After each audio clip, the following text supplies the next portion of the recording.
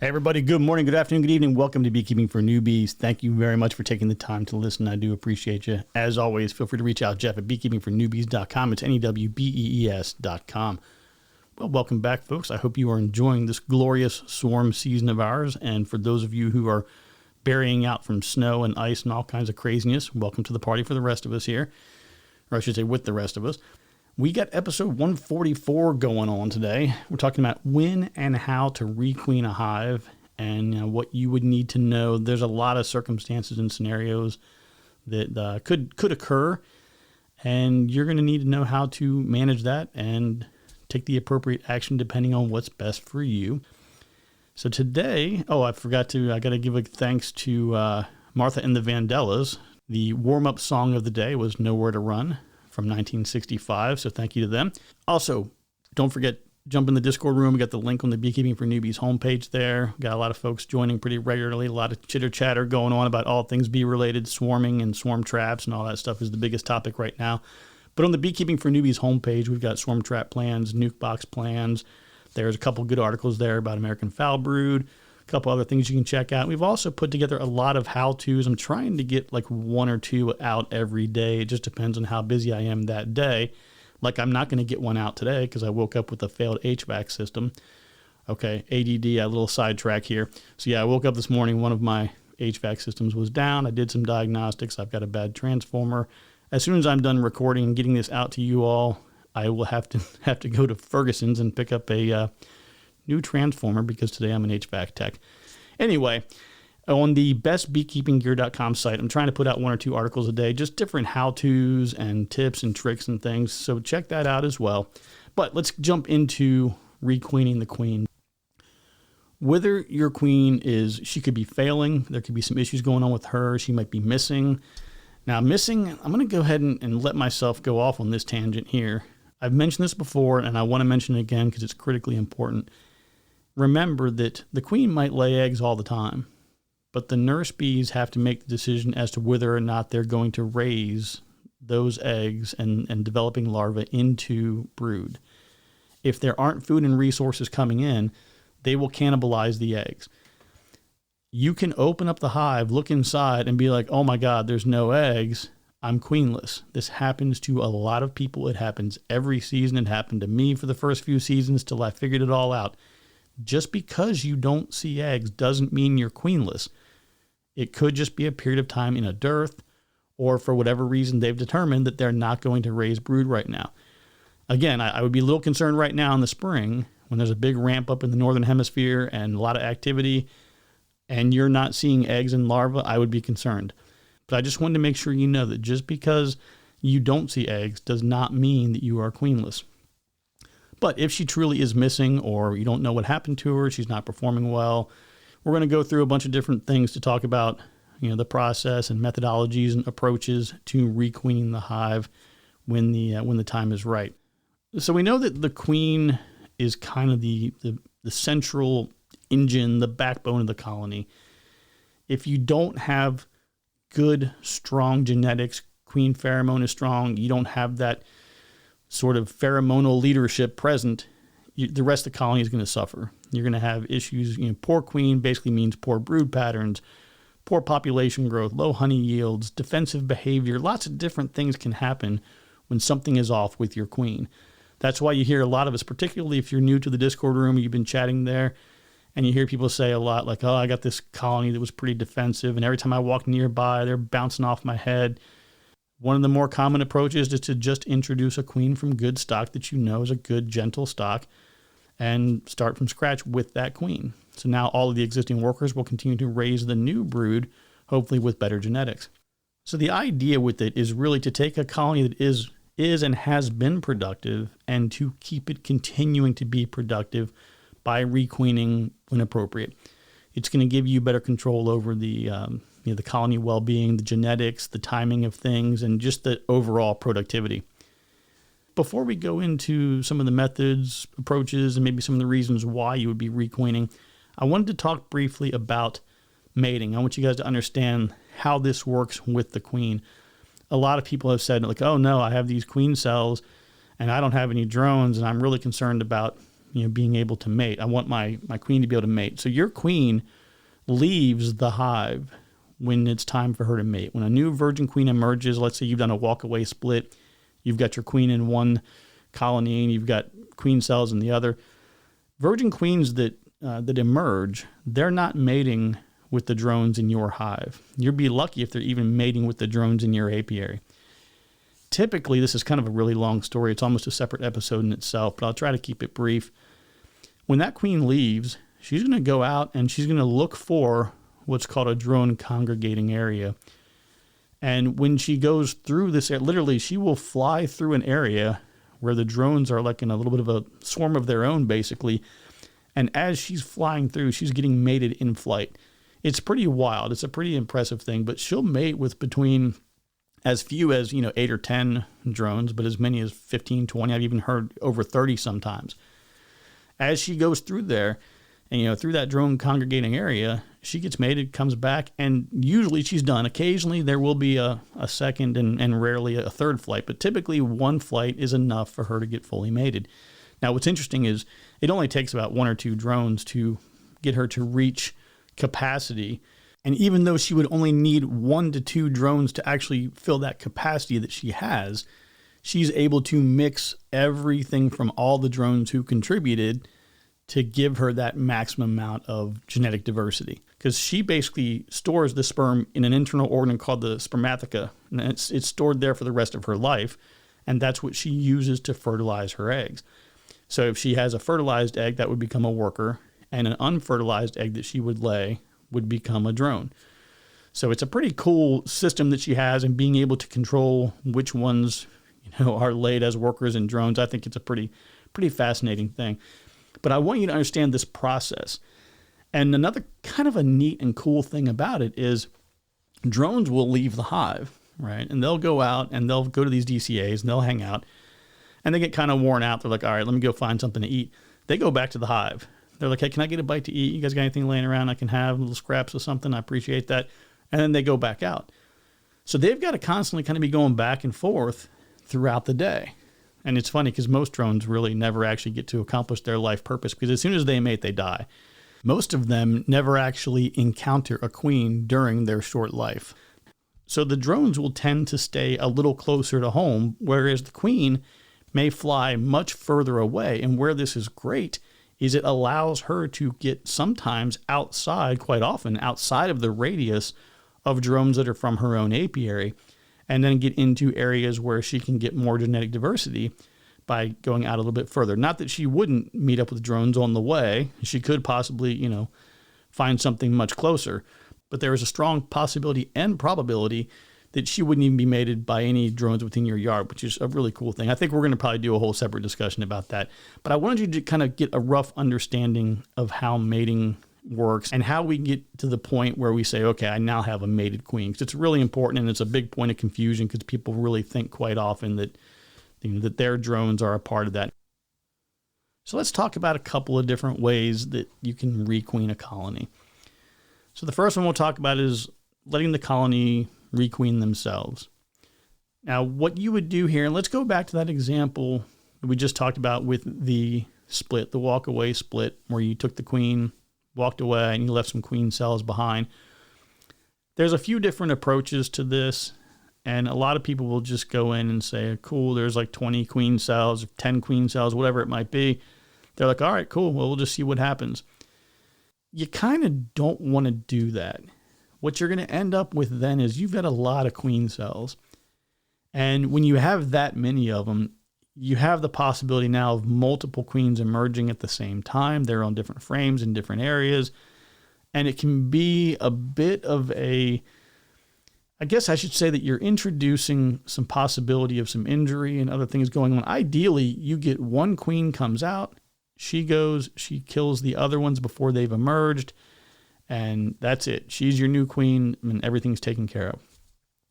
What I would recommend that you do is look through the frames. So let's say that with that scenario, you pull out, all 10 frames in a 10 frame deep, and you have 4 frames that have queen cells on them, and every frame has 2. So you've got 8 queen cells now.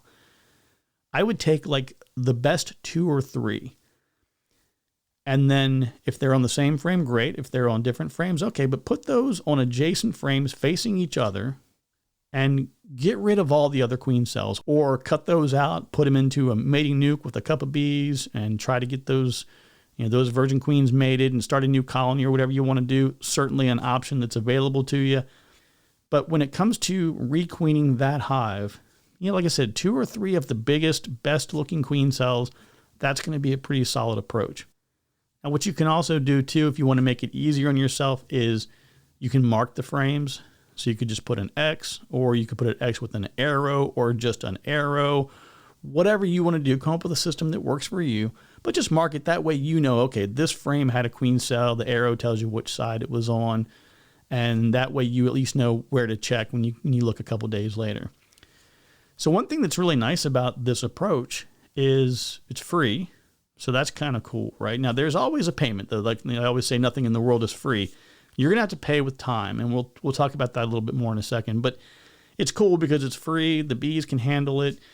You're definitely preserving your local genetics. You're not bringing in, it's good to bring in genetic diversity from other places, but you've got stock there that's already proven to be successful in your apiary, in your yard. So why don't you go ahead and just leverage that and make your own queens? Now, the big disadvantage of this approach is you've got a pretty big lead time before you're getting new and replacement brood. So yes, you may have brood that is still going to emerge from when you did this walk-away split. But that queen, let's say you have that queen cell in there and it's a capped queen cell. So maybe she emerges within a week. Within 5-6 days, she emerges. Takes her a few days to reach sexual maturity. She goes out, does her mating flight. So by the time she does her mating flight, comes back and begins to lay eggs, you're already about 2 weeks in. And then you've got a 3-week development cycle for a worker honeybee. You're already at 5, maybe even 6 weeks, because it was probably a week ahead of that when you made them queenless going into that period where you did the split. So you're probably close to about 6 weeks before brood production returns and you're now replacing bees. Now think about the time of year that you're typically doing this. You're doing it on a nectar flow. You're doing it in the spring when the bees naturally want to swarm anyway, and they want to expand and they want to grow. And you have nobody to replace your aging bees. You have all these foragers that are graduating up and they're going out and they're coming back with nectar and pollen, and you don't have the replacement for them yet. So it's really, really disruptive to that incredibly productive time of year. So if you're going to do this, you really got to time it well, and you got to think about it, because you may want to think twice. That's just, again, it's weighing it out like everything else. Being able to early on bring in a mated queen just to keep things moving, and then as your apiary grows, then you can leverage a lot of your own internal resources. You may pull a few frames out early from 5 or 6 hives, build a cell builder, build 20 queen cells, and now you have all these nukes that are working to supplement your production colonies, right? So there's a lot of cool things you can do down the road, but early on, it's a tough pill to swallow, knowing you got to wait about 6 weeks before you're getting replacement brood. Now, the other thing too is that, again, anytime you're getting openly mated queens, you are still at the mercy of whatever's available, right? So are there drones available in your area? Are they of decent genetic makeup? After everything is all said and done, she's fully mated and everything's going great, and then she's coming back and a bird eats her, or she hits a spider web, or something else happens, right? There's still a lot of variables involved that could prove to be incredibly disruptive to that colony. So it is an option, not the worst, but maybe not the best. So this goes into our second option of what I would say is purchasing a queen cell. So this is a step in the right direction, I think. I mean, at least you're not starting from scratch where you had a hive that had nothing. Now they've got to build a queen cell and go through that whole process of building the queen cell, getting it capped, because that adds another, it's a 16-day cycle when you're looking at taking an egg and making that to a queen. That's 16 days. So when you did the walkaway, that's completely different from actually having queen cells in the hive that you just decided to split from. But purchasing a queen cell gets you a lot closer, because normally if you're going to get a queen cell, you're already probably at day 13 or 14. So you're only a couple of days away from that queen emerging, but you're still behind the 8 ball. It's definitely faster than letting them do everything themselves. You probably cut about 2 weeks off, but you're still going to have about a month of, interruption to your productivity. But you're bringing in some new genetics, so it's still an option. Queen cells are pretty cheap. You usually get them about $5 a piece, so that's not bad. You do still have some of the variables involved in mating and returning and timing with drone availability and all that kind of stuff, but still a viable option. Now, my favorite or my preferred method that we have talked about and will talk about would be using a mated queen. Very time efficient. You usually can go online, and a lot of places, if they have them in stock, they'll, second day overnight them. So you order them on Monday, you get them Wednesday, something like that. Or maybe they ship them on Tuesday, you get it Thursday. So that's a pretty good way to go, very fast. And, typically those are going to show up in a queen cage with a couple of attendants. There'll be a candy plug in there, and the attendants can consume the candy, feed the queen. Everything is great. If you're going to go with that approach, it's really important to make sure that if you have a queenless colony, they're going to immediately try to make queen cells. They're going to try to replace her. So make sure that you're going in and you're removing those when you see them. If you see queen cups that have larvae in them that maybe, the previous queen had laid, pinch all of those closed. Do all of that ahead of time to make sure that you don't have any contention or any issues with introducing this new mated queen. Now, there's a couple of ways that you can actually do the introduction. What I do is, let's say I've got the cage, and one end usually has a cork, and the other end will typically have a cork over a candy block. I go to the candy block side, pop that cork out, and I take a nail, and I just push it to the very top of the hole where the opening is, and I press in all the way just so that I can see a hole all the way through. I don't know if that makes a big difference or not. The first few years, I never did it at all. Everything worked out okay. But I was trying to break that candy up a little bit to get her out maybe a day earlier. So that's just something I do, so that as they're chewing away on the candy, they can look through and they can see her. And maybe it doesn't make a difference. I don't know. I like to do it. But from there, you got a couple of different ways that you can get that queen cage in place. You can just use kind of friction between two frames. And I usually put it to where the candy piece is facing down. So you have the cork up, candy down. That way, as they're eating, anything that would fall down into the hive, and then that way the queen could just walk out. Or alternatively, you can take a toothpick. A lot of times they'll come in a strap. Like if you get them in a package of bees, it'll have a little strap on. You can just run a toothpick right through the strap and kind of dangle it in between two frames. That's another way you can do it. Or another alternative, if you want to, you can actually just take it and set it in the back corner. Like if you don't have a bunch of drawn comb yet and it's a new hive, you can just drop it down in the back corner and, face the candy out. Let them do their thing with it. A couple of days later, she'll be out and she'll be back in business. I usually recommend checking it about day 3. You can do it at 2 days. You can do it at a week. Some people will say, always wait a full week. Whatever, man. Give them 3 or 4 days. They'll be fine. But give them a full week on that first inspection.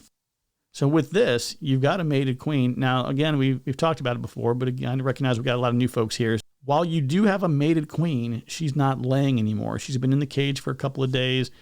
Her pheromone's not quite as strong, but when you have a queenless colony, they're really excited to get a queen, so it's not usually a big issue. But it is nice to give them a couple of days to kind of get accustomed to her, her pheromone and her scent, and to recognize there's nobody else competing with her. She's our gal. So that's always good to go that route. Some people will do a direct release. I don't mind a direct release. It's one of those things where if you have access to queens and that you can just drive down the road, pick one up and come home, it's a little bit easier to kind of roll the dice with that on a direct release. I just don't like doing a direct release when she's not actively laying. If you had a laying queen in a nuke and you had a queenless colony, 100 feet away, and you took her out of the nuke and put her in the queenless colony, I wouldn't think twice about it, because they should be very accepting of a mated queen. They shouldn't have any issues with that. But again, when she's caged up for a couple of days, you can introduce a little bit of some issues occasionally. You don't want to be, one of those people who's in that 7% of where that happens and you lose your queen and then you're in a bind.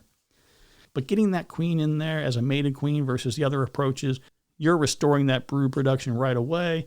You don't have to worry about her getting lost in a mating flight, getting eaten by something, not getting sufficiently mated because of a drone issue. It's just a cleaner and much more controlled process. So that's kind of, my favorite route. Now, it's obviously more expensive. Everything gets more expensive as you go. You can do it for free on your own. You can buy a $5 queen cell. You can buy a virgin queen. I've seen places that actually will sell you virgin queens. There's, as you go, closer towards solving the problem, it costs more money. There is always a risk of rejection. Sometimes it happens. I don't have a lot of issues with it, But I can tell you, if you have a situation where you're like, oh, my colony is queenless, this is going back to those days when I thought that no eggs meant you're queenless. And I had this nice, beautiful Saskatraz queen. I was getting ready to introduce her. I set the queen cage on top of the frames, and they were walking around it. They didn't seem to be irritated at all. I opened the cage up. She stepped out, and as soon as she hit that frame, they balled her, and they fell into the inside. I couldn't get her out, and that really stunk. So if that happens, you may look around a little more and determine that you actually have a queen in there after all. But in a worst case scenario, on some of the cons of introducing a mated queen, worst case scenario, you may have to make a second attempt.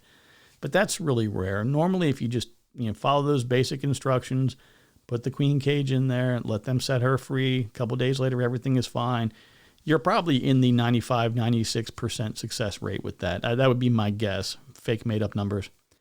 Now, another approach that you could make, if you're looking at spending $40 or $50 on a queen by herself, and you can go get a nuke for $150, maybe $175, depending on where you are. Now, obviously, the more expensive it is, the less of a good idea this would be. But if you can get a good deal on a nuke, you can almost just say, well, look, I'm just going to requeen with my nuke instead. You can get a 5-frame nuke with a queen and basically merge everything together in this one new colony. So in that case, what I would do is take that nuke home, and I would have the original production hive, and let's say it's in a 10-frame deep. I'm going to go ahead and push, probably remove everything for starters, and we're just going to go ahead and take all of the frames of brood. If you had any left over from the old colony, great, but all of the brood frames, put them in the middle and start pushing all of the nectar honey frames to the outsides and put everybody back together. I always use a little bit of smoke when doing this to keep everybody calm and chill, but I am not a proponent of this newspaper thing. And I've heard people say this over and over again. I've seen videos done on it, and I don't understand why people tell people that you have to do this. I have merged hundreds of colonies. I have taken weaker ones, put them with strong ones with weaker. I have never ever one time ever had an issue with a colony going nuts and going crazy and attacking the other colony or the queen or whatever. That's never happened. So I'm not sure where this comes from. But now again, you take 2 queen-right colonies and just throw them all in together, there's going to be some confusion. That's not what we're talking about here. We're talking about a queenless colony and a queen-right colony, and you're just adding resources from one to another. I mean, think about when you're making package bees or nukes or whatever. You're grabbing resources from all kinds of different frames, putting bees together. Bees don't care. They're very simple. They want a queen. They want everything to be in good pheromonal working order. They want a dry space to work from and something to eat. They're pretty simple. But aside from just getting everything merged together between the existing bees and whatever resources they had and the nuke, there's not much to it. You put them in the right order or the close to right order that you think it's going to be. The bees will move things wherever they want them to be. And within a week or two, things are pretty well back to normal. Now, what's great about this approach is you're solving the issue of the queen by requeening. You're addressing the population issue because the dwindling population in a colony that has no ability to replace aging bees, well, now you've taken care of that too because you're bringing more bees in and you have brood coming in with it. So you have more replacement workers on their way. So this is a good, reliable way of doing things. You don't have to worry about drones or finding them, drone congregating areas. If you're doing it later in the season, this can be a bigger challenge for you if you are trying to get them mated and there's just no drones. So there's a lot of reasons why this can work. It is the most expensive. It is the most resource intensive because you've got to find somebody who has a late season nuke available, or quite often this could just be a colony that never really took off. And they're like, well, I got this nuke, something to kind of be mindful of, right? Are you giving me a queen that's kind of inferior and she just never developed and this is why it's still a nuke, but maybe better than having nothing? So that's a good question to ask because you don't want to be on the receiving end of a crappy nuke. You want to make sure that it's a situation where they said, no, that we had this colony that was just bursting at the seams and they're really strong. And we went ahead and did some in-house mating and we got these new queens, and they're all good to go. And this nuke is 2 weeks old. Things like that. Now, we've gone through several different methods and approaches for what we do. Like why we intervene, or I shouldn't say why, but we've been intervening in different ways to take different methods or approaches about how we're going to replace a queen or add a colony. Now let's talk about some of the natural ways of requeening, what we would call supersedure. We talked about how the queen gets mated once for life. Eventually she runs out of eggs. Once she runs out, that's it. There's nothing else to do. And the colony will recognize this as she is starting to fail, as she's starting to not be able to lay with the same rate. Her pheromone will change. They're going to recognize, okay, guys, something's going on. It's probably time to replace mama. When it's time to do this, what they'll do is you'll usually see 1 or 2 queen cells that show up kind of mid-frame. Now I'm going to do a little bit of a side discussion here. The location of cells is important, and it's not. A lot of people say, oh, well, there was a queen cell in the middle, so it was a supersedure. I heard somebody say the other day, yeah, I had supersedure cells and swarm cells. It's like, no, you didn't. You had a bunch of swarm cells. And when they decide that they're overcrowded and they want to make a new colony and they're going to make swarm cells, you'll see them all over the place. If you visualize what a colony would look like when it is fully structured inside of a tree, what they would visualize, we always talk about the bottom third of a frame. Oh, the bottom third of the frame is where you're going to see swarm cells. Well, think about what that looks like in a tree. We're at the bottom third of that. Well, if you cut that into 6-inch high or 9-inch high or whatever it is sections, well, that might mean that you could have, in their mind, the brood chamber might be 2 deeps high, so the bottom third might be the top third of the bottom frame, something like that. So don't get too wrapped up around the location. Yes, they generally are in the lower third, but when it's swarm season and you see a bunch of cells, they're all swarm cells. But when it's supersedure, oh, that's one more thing too I forgot about. Supersedure is something that happens to aging or failing queens. Sometimes there's just an issue with the queen. Maybe she was inadequately mated. Maybe there is some kind of genetic problem. There is something that they're sniffing out and they're like, I don't like this. We got to replace her. But for the most part, you can get a few years of service out of your queens. So if you have a year 1 colony and they're superseding, that's a bit more unusual. Yes, it can absolutely happen, but it's not the norm. It's usually that 1 or 2 you see in the middle and you're like, oh, okay, something's going on here. But when you've gotten to that point, let's say you've got this hive and you've been managing them for a few years and you're on, like, let's say year 3 or 4 and you still have this queen, like, I can guarantee you they're going to supersede her. They're going to recognize what's going on. And by this goes back to you being proactive, and requeening allows you to not have to wait for this. Because remember, when they do that, they're going to let that queen cell emerge. She's going to leave, get mated, come back. And then, as somebody posted in the Discord room, they had a great video that they showed of this actually happening, where the replacement queen was actively laying on the frame while they were taking out the old one. And they will do that. But in my opinion, you're far better off, because you want to maintain that productivity. So you're much, much better off to do this on your own through whatever method you want to choose, because waiting for supersedure it introduces more challenges. And really, the hive is going to suffer. The hive and their productivity are going to suffer during that whole aging process towards the end of that queen's life. So you want to be able to control the timing. You're controlling the genetics, reducing any risk around failed mating, no downtime, in any kind of productivity, and maintaining a good, consistent level of performance, within the colony. Now the question is, which method should you use?